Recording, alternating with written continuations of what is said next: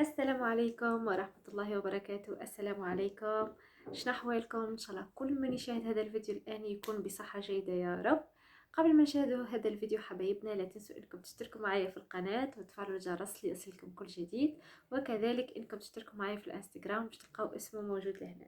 ويلا الآن نتابع هذا الفيديو، يلا. Well, if you enjoyed that women's 800 metres, sit back and feast your eyes on the men's 1500. What a race this should be. Firmin Cacho there, former Olympic champion. And this crowd are going to go absolutely berserk, Brendan. I know it's El Garouge versus Nien, that's the top billing, but the Spaniards are in there as well. And there we're looking at this young Kenyan, and the Moroccan on the outside of him, and the former Olympic champion, or the defending Olympic champion, Nuruddin Morsali. But there's the man that this race is all about. He is the world champion, he's the world record holder. We know what kind of race he can run, Steve. He has to run his races from a long way out. And the question is, can Noah Nien stay close enough to Morsali to El Garouge when he makes his move? And that's the only way that he's going to be beaten. There's Noah Nien, the young Kenyan, 866. And gathered back home at 59 Park Road, Teddington, will be all the Kenyans who are based in London, coached by Kim MacDonald, in watching the young man. Well, Nien knows what he has to do. He has to be very close to El Garouge when he makes his move, and it will be an early move, I'm sure. But what will the Spaniards do? Will they run as a team? Will they try and box clever? They are very good tactically, the Spaniards. Watch for Estevez possibly to get out in the front and try and control it. Cacho will try and help him with that, I'm sure. And look, El Garouge is saying, come on guys, you're going to have to get in front of me right from the very start. And look who's at the front. El Garouge and Morsali and Nien. There's already pushing and shoving from Estevez and Cacho, and I think that's hard to be expected. The expectation from this crowd is huge, and Brendan, this is rewriting the script here, because I think the Spaniards wanted to get in front and control it in front of El Garouge. And I'm not surprised to see a young Moroccan 974 coming into the lead, taking over and setting a pace for his more illustrious teammate. That's Kaouch from Morocco. But I talked to Kim MacDonald, the coach of Noah Nien, and he said he's going to sit on the shoulder on the outside of El Garouge for all the way. He's not going to let him get more than a couple of yards ahead. And that is the essence of the race. Can Noah Nien stay close enough to El Garouge on a 54-second first lap? Well, that's a glamorous opening to a championship 1500 metre race, Steve.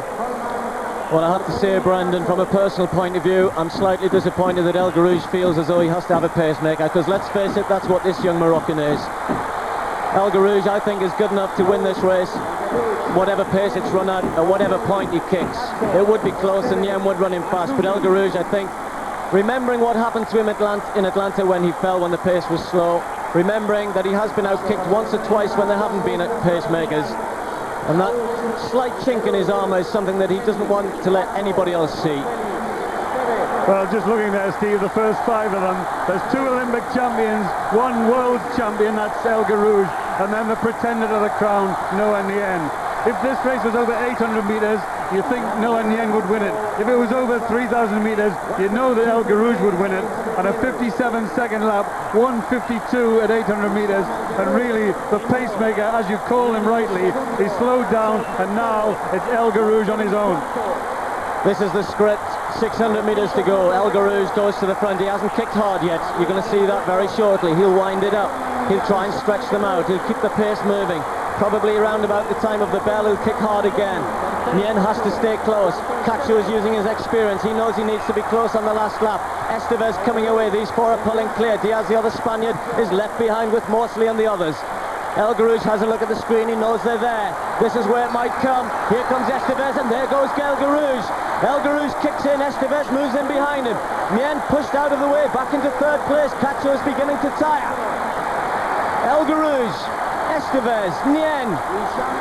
The Spaniards are going crazy here in Seville. Their man's in second place. What can he do? Can he hang on to El Garouge? He's striding away down the back straight now. He's opening up a gap. Nien is giving chase. It might be too late though. El Garouge is gone. He's 5 yards clear. Nien has lost his chance. El Garouge is going away. They won't catch him now. This man has got supreme strength. He's quick when he needs to be. He's the defending world champion. He's the world record holder over 1500 metres. He's the world record holder over the mile. He's come away again to win the World Championships with a brilliant piece of 1500 metre running. Nguyen gets the silver medal. Estevez gets bronze for Spain. And Cacho fourth. Diaz fifth. Then it was Rotich. Well, the other places they can run through. A new championship record. 3:27. I'm getting too excited watching the clock. It's still ticking on, Brendan. But this man, what more can you say about him? I thought he could have won in a slow race anyway. The result was probably always going to be the same. But he decided he'd like the race to be quick. He didn't want to get into any trouble, and that's the way it went. Well, Noah Nguyen was on his own against El Garouge until the pacemaker Kaouche. There he's asking his teammate Kaouche to help him out. I'm sure the nervousness of El Garouge about a slow run race was why he insisted on his teammate setting the pace for him. He did a fine job. He made it into a long distance race. He gave everything the advantage of El Garouge, but this man is a true champion. He's now 2 times world champion. He's the world record holder for the mile and the 1500 metres. There's only one thing left for him, and we'll have to wait for a year till we see him in Sydney. And if he wins the gold medal in Sydney, then you could say he's one of the greatest 1500 metre runners of all time. That was an outstanding performance, and that was an excellent run by the Spaniard Estevez. He did it all right. He moved into the right place at the right time, and the stadium had something to shout about, Steve. Well, Brendan, when you come to World Championships, it's almost like a reunion, and I've seen Gonzalez, the great Spanish runner today. I've seen Seb Cohen. I know that people think that we don't talk anymore, but we've been talking about this man, and we were talking about what he might do and how he might dominate this race, and that's exactly what he did. We thought that Nguyen had to be very close. To be honest, Estevez spoiled any chances that he might have had by coming in between them at the bell, but really there weren't any questions whether 3:27 in a World Championship final. Well, I don't think we'll ever see anything like that again. He really was phenomenal. Nguyen can't have any disappointments, to be perfectly honest. He ran as well as he possibly could, but there really is no answer to this man at the moment. He's been running so well all season, and he's picked his race as well. He's had 1 or 2 slight medical problems, but nothing wrong with his fitness. Steve, if I was El Garouge, I'd be very happy to have my young teammate running a lap of honour, because let's face it, he did help him enormously. And the fact that he came into the race, El Garouge knew that the young Moroccan was going to set the pace for him, which means that's why when the gun went, he set off in the lead, which is a bit of a surprise, because he knew sitting at the front, his teammate was going to come behind him, and he did do that. He did it perfectly. He made it into one of these true run races that El Garouge knows that's up to him. And here we are coming round the bend with 1 lap to go. Estevez is a long way back here, and already El Garouge is committed to this race. He's looked behind him, Noah Nguyen.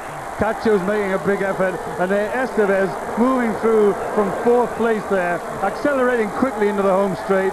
And I think this was the point in the race where Noah Nguyen, if he had any thoughts about winning the race, I think this is where he lost them. Estevez came in there, came on the outside, and I'm sure he gave a little bit of a bump to Noah Nguyen.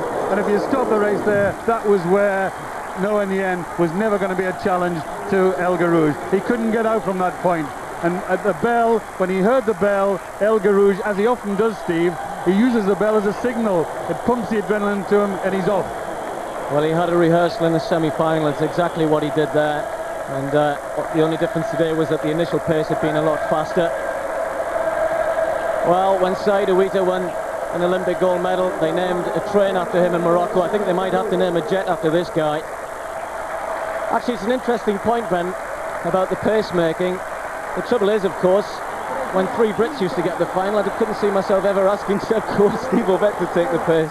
Well, he wouldn't even talk to each other before the race, you three, so there's no chance of you talking about a pacemaking. But there, at that point there, that top bend by El Garouge was absolutely brilliant. Nguyen had no chance. He was reduced to the mere mortal we know he is. انتهى الفيديو حبايبنا، انتهى الفيديو. ان شاء الله عجبكم هذا الفيديو كما اني عجبني، وان شاء الله نتلاقاو في فيديوهات جديدة وانتم تكونوا بصحة وسعادة يا رب، ونقول لكم في امان الله، تصبحون على الف خير.